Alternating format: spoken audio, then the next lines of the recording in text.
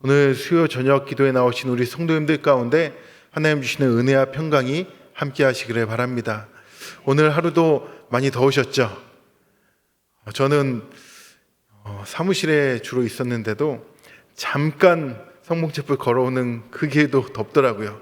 근데 이 3층 예배실에 들어오는 순간 천국이구나. 너무도 시원했습니다. 옆에 있는 분들과 한번 인사하겠습니다. 당신을 보니 저 보지 말고 옆 사람을 보면서 우리 인사하는 시간이거든요. 네, 그럼 저와 인사할까요? 네, 옆 사람 없으면 저와 인사하시고, 당신을 보니 한여름에 팥빙수를 먹듯이 시원합니다. 네, 당신은 나의 팥빙수. 감사합니다. 오늘 저는 인사와 다른 제목의 설교를 좀 하려고 합니다. 제가 목사로서 깜짝 놀랄 때가 가끔 있는데요. 새소리가 나고요. 찬란한 햇살이 제 눈을 비칠 때가 있습니다. 언제일까요?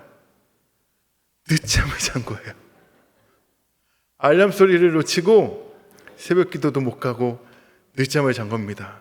그때 목회자로서 큰일 났다. 그런 생각이 듭니다. 여러분은 그런 적 없으셨나요? 알람을 내가 2번, 3번 맞춰놨는데 짹짹짹짹 새소리가 나고 찬란한 빛이 내 눈을 비춰주면서 왜 이렇게 개운하지? 이렇게 개운하면 안 되는데 이 알람 정도면 괜찮겠는데 오늘 아침에 뉴스에서 들었듯이 쓰나미 경보가 이제 났죠. 경고음, 사이렌 이런 거는 이 알람과는 비교도 안 될 만큼 우리에게 큰 신호를 주는 소리입니다. 우리의 생명을 지키기 위해 나오는 소리입니다. 이것을 한자로 경종이라고 부릅니다. 여러분들 정말 많은 소리들이 있지만 그 중에 듣기 싫은 소리가 어떤 소리인가요? 저는 가끔 길거리를 가다가 예수천당 불신지옥이라고 이제 팻말을 들고 전도하시는 분들의 소리를 들을 때가 있습니다. 왜 저렇게 전도를 하시지? 라는 생각이 들었는데 어느 날 그 소리가 불신자에게 하는 소리가 아니라 신자라고 말하고 있는, 교회를 다니고 있는 목사인 저에게 하는 소리로 들렸습니다.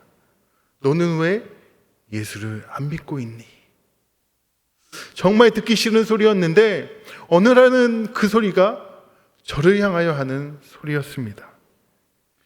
사랑하는 성도 여러분, 하나님께서 우리에게 경종을 울리실 때가 있습니다. 지금 이대로는 안 된다고 깨우치고 돌아오라고 경종을 칠 때가 있습니다. 우리는 듣기 싫어서 귀를 막을 때도 있고 못 들은 척 할 때도 있습니다. 제가 지난번 아파트에 살 때 가끔씩 화재 경보음이 오작동할 때가 있었습니다. 처음 화재 경보음이 울렸을 땐 제가 어떻게 했을까요? 이거 어떡하지 하면서 문 밖을 너무도 빠르게 뛰쳐나왔습니다. 2번 정도는 그렇게 했습니다. 근데 그것이 좀 반복되자 좀 있으면 그치겠지. 좀 있으면 그칠 거야.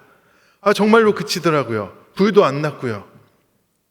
그런데 정말 불이 나서 울리는 사이렌이면 어떡할까요? 그 경종을 듣지 않으면 어떻게 될까요? 세례요한 아시죠?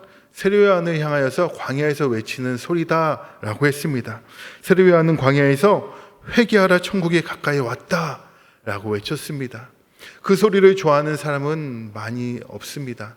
특별히 그 당시 기득권자에게는 듣기 싫은 소리였고 그 당시 헤롯 왕은 더욱 듣기 싫은 소리였습니다. 왜냐하면 세례 요한이 헤롯 왕을 비판했기 때문입니다. 자신의 동생의 아내를 빼앗아 결혼한 것에 대해서 비판했기 때문입니다. 결국 세례 요한은 감옥에 갇혔고 잔치자리에서 목이 잘려 죽게 되었습니다. 그런데 예수님은 그 세례요한을 향하여 뭐라고 말씀했는지 아십니까?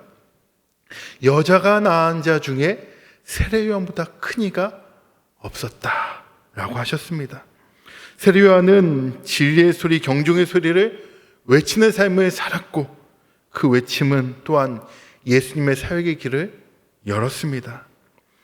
올해가 광복 80주년을 맞는 해입니다. 여러분 알고 계셨죠? 저는 이 사실을 언제 알았냐면 엊그제 광화문에 갔더니 야외 수영장이 생겼어요. 근데 야외 수영장 생긴 이름이 뭔지 아세요? 광복 80주년 기념 광화문 야외 수영장. 그래서 제가 올해가 광복 80주년인 걸 알았습니다. 그런데 1919년 3월 1일 우리 유관순 누나가 서울에서 태극기를 들고 대한 독립 만세를 외쳤습니다. 그리고 천안의 아우네 장터에 내려가서 또 그렇게 외치다 감옥에 붙잡혀 들어갔습니다. 모진매를 맞고 발가락이 꺾이고 심지어 부모님이 순국하는 것까지 경험했습니다. 그녀에게 한 기자가 물었습니다. 이 고통을 겪고도 또다시 독립을 외치시겠습니까? 그녀는 예, 100번이라도 1000번이라도 외칠 것입니다. 유관순의 외침은 한 소녀의 외침이 아닌 민족의 양심을 깨우치는 경종이었습니다.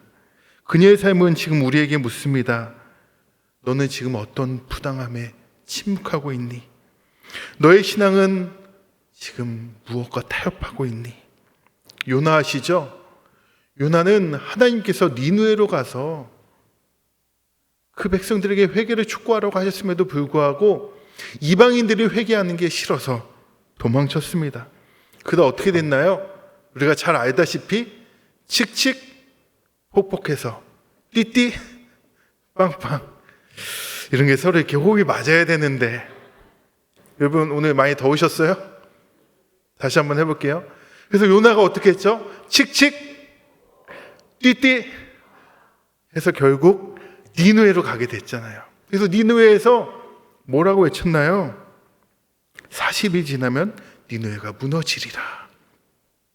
그런데 그 소리를 듣고 그 경종의 메시지를 듣고 왕과 백성과 동물들까지 죄를 뒤집어 쓰고 회개했습니다. 그리고 구원받게 된 것입니다. 하나님은 말씀하십니다. 내가 너를 통해 전하고자 하는 소리에 너는 침묵하고 있지는 않니? 사랑하는 성도 여러분, 수많은 소리들이 우리 주변에 맴돌고 있습니다. 지금도 무슨 알림인지, 문자 메시지인지, 아니면은 내가 구독해 놓은 유튜브에 영상이 올라왔다는 소리인지 모르겠는데 뭔가 지금 가슴에 진동이 울리지도 않는데 울리는 것과 같은 기분 들지 않으셨어요? 핸드폰 중독이죠? 네. 수많은 소리가 우리를 방해합니다. 정작 들어야 될 소리는 듣지 못하게 합니다. 오늘 본문 마태복음 4장 17절은 예수님께서 공생애를 시작하시면서 첫 번째 하신 말씀이세요.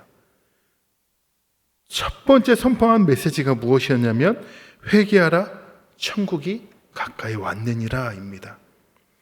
예수님은 첫 번째 메시지로 하나님은 당신을 사랑하십니다가 아니라 회개하라, 천국이 가까이 왔느니라 라고 하셨다는 것입니다.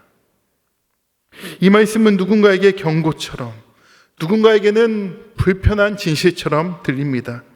하지만 예수님은 이것을 어느 한 사람을 정죄하기 위한 것이 아니라 죄로부터 깨어나고 그 사람이 돌이켜 새 생명으로 변화되어 천국 백성이 되기를 원하기 때문에 이 메시지를 하신 것입니다. 이 말씀은 하나님 나라로의 초대요, 또한 그 기쁨을 살라라는 것입니다.